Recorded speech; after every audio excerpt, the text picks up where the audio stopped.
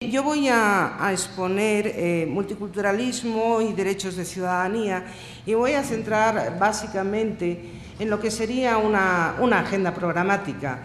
Al feminismo le corresponde denunciar algo que en este momento parece que forma parte de las claves de ciudadanía, el concepto de identidad y de diferencia. Y sin embargo, al feminismo le corresponde denunciar que el uso indiscriminado de estos conceptos, el uso indiscriminado del concepto de diferencia e identidad, están marcando normativamente a las mujeres y están legitimando todavía la vía de desigualdad entre los sexos.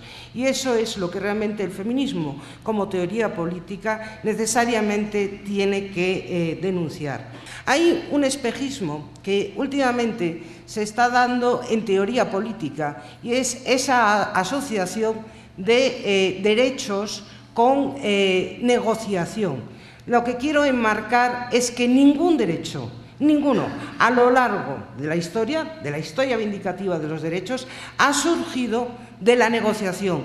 Todos los derechos que se han obtenido han sido producto de la lucha.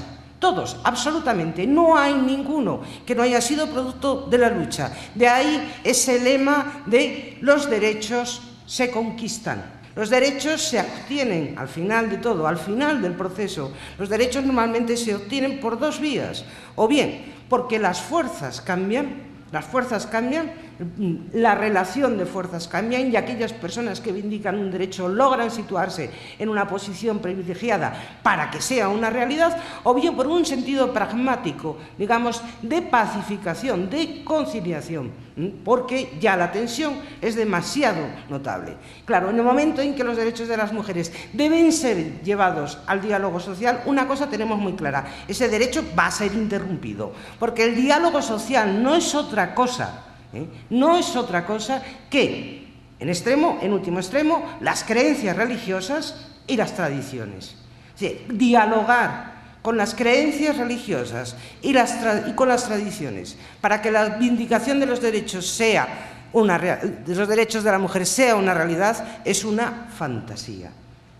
Por lo tanto, no hay negociación posible y por eso voy a mantener que las mujeres no tenemos derechos, no hemos consolidado nuestros derechos. ¿Y por qué? Porque en el momento en que un derecho se obtiene, en ese preciso instante, la polémica se desactiva.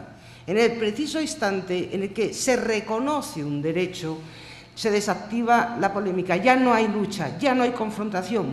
¿Qué sucede en el caso de los derechos de las mujeres? Que están constantemente en polémica. Lo que nos indica que realmente no hay consolidación de los derechos de las mujeres.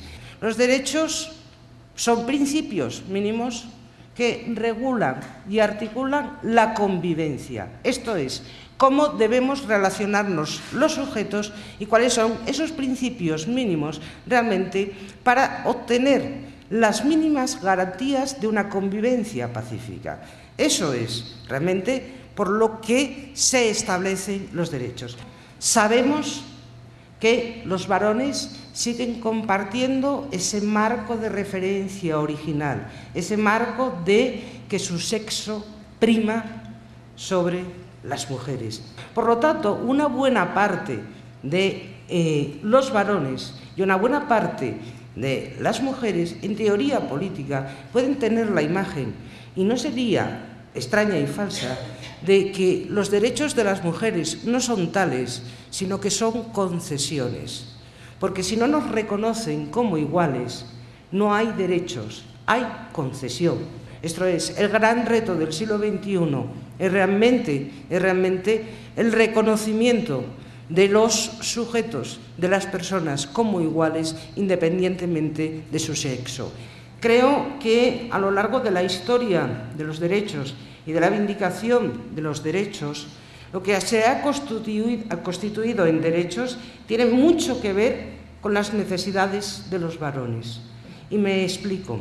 Mucho que ver porque cuando hablamos de derechos específicos de las mujeres, esto es, cuando hablamos de derechos que afectan a las necesidades de las mujeres, esos derechos son interrumpidos de una manera todavía beligerante. Y si no, piensen ustedes en los derechos sexuales pura y simplemente específicos de las mujeres, como el aborto. ¿Por qué se produce esa beligerancia? Tiendo a explicarlo porque no forma parte de la necesidad de los varones, como es obvio. Es decir, nunca se van a ver en tal tesitura. Es decir, ¿cómo se construyen realmente los derechos? Bueno, pues se construyen a través de las instituciones, no hay otro mecanismo, a través de realmente el desarrollo institucional y a través de lo que llamamos la agenda política. Es la manera realmente de canalizar y consolidar los derechos. ¿En qué consiste una agenda política? Bueno, una agenda política siempre va a tener dos rasgos.